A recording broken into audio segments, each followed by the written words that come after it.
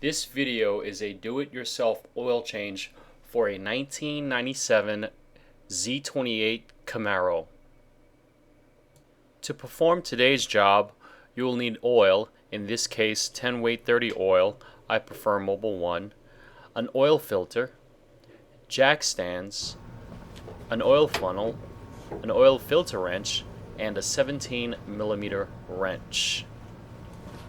To start, you'll raise the hood and remove the oil dipstick. Then, you'll remove the oil filler cap.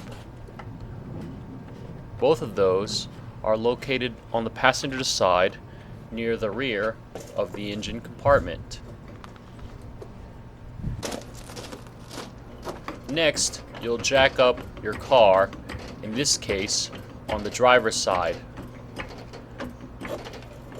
Now, when you raise your car, be sure to place the floor jack in the appropriate place in the jacking points as indicated in your manual and as you see in this video.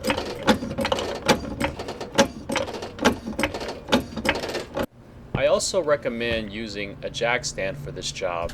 Here, I place it underneath the frame rail near the floor jack.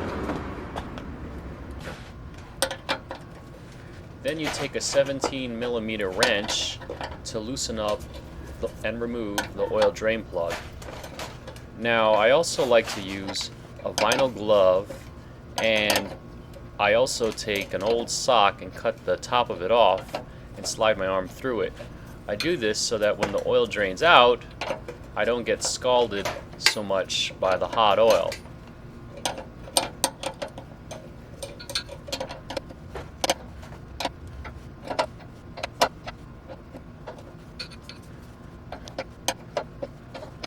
It was a little bit difficult to remove the oil drain plug from the front of the car. Normally I would do it from the side of the vehicle, but my recording equipment was in the way.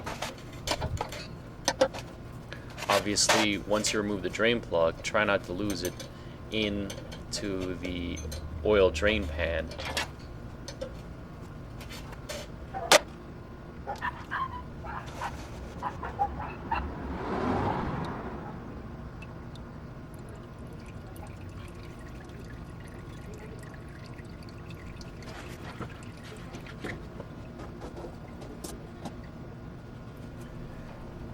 As an added note, don't forget to drive your car around before you begin to change your oil. What you're trying to do is heat up your oil so that it makes it easier for it to flow out of the oil drain plug. The next step will be to remove the oil filter. In this car, the oil filter is located just above the oil drain plug. Once you loosen the oil filter, you're going to find that oil is going to leak out from where the oil filter seals onto the car engine. Now that oil is going to be hot as well, so like I said before, I highly advise you to use a glove and a cut sock pulled over your arm so that you don't get burned. Also, when you begin to loosen the oil filter, you're going to find that oil will also drain, some more oil is going to drain from the oil drain plug. If you find that it was difficult to loosen the oil filter, you can use an oil filter wrench to loosen the oil filter itself. I also had to use it again to loosen it up some more. The oil was pretty hot on this oil filter.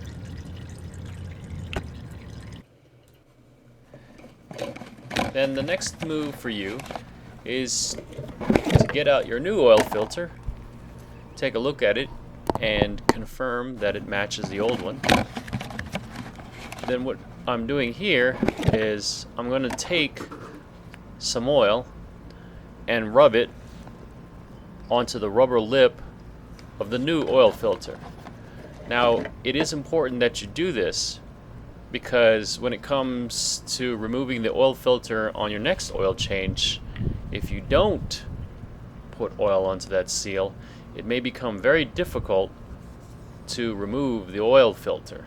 So please be sure to do this part. Then what I like to do is fill up the oil filter about half full of the oil.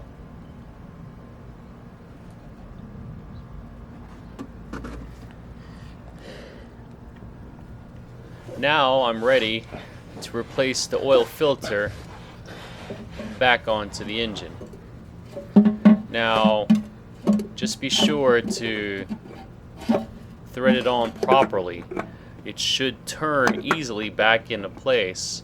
If you feel it kind of gets tight or doesn't tighten on correctly, unthread it out and then thread it back on.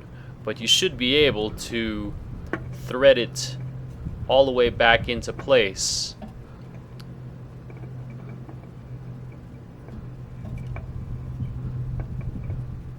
Once you've got it tight enough to where it stops, turn it another quarter turn to make sure it's tight. Obviously, do not forget to put the oil drain plug back into the oil pan. Now don't forget, you want to hand thread it back into place because you don't want to cross thread this.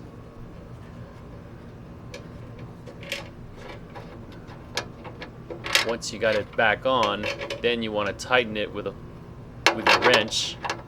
In this case, as I said before, I used a 17mm wrench. Now a lot of people like to hand tighten and then take a regular wrench and tighten it till it's snug.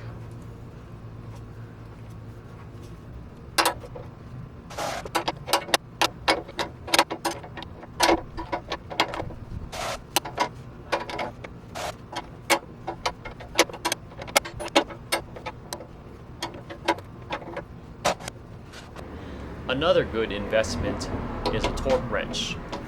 What this will allow you to do is tighten the drain plug to just the right amount so that it's not too tight and not too loose. Obviously, if you go too tight, you run the risk of stripping the threads, and if it's too loose, well, oil can seep out from that drain plug. And now we're getting pretty much close to done. The next step will be to slowly lower your car back onto the ground. Put your oil funnel back into place. Get your new motor oil and pour it right in.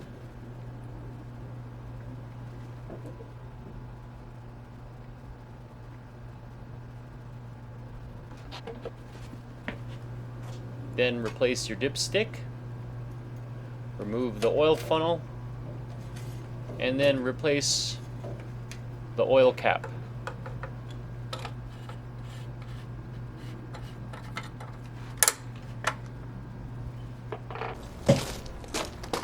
Last but not least, please be sure to properly dispose of your oil. It truly is an environmental hazard. Don't just pour it into the toilet or pour it in your grass. Obviously, I'm making a mess here. I'm going to clean up that mess with an old rag or cloth, or so a few of them actually.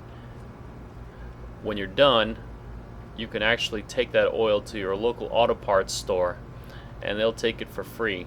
This could be O'Reilly's, Checkers, AutoZone, Pep Boys.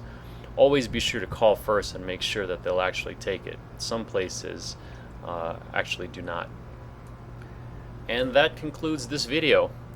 If you have any questions or comments or advice on how to improve these videos, please feel free to make remarks in the comments section below. All comments are welcome, and I'll try my best to respond to as many of them as I can. Thank you, everybody, and see you later.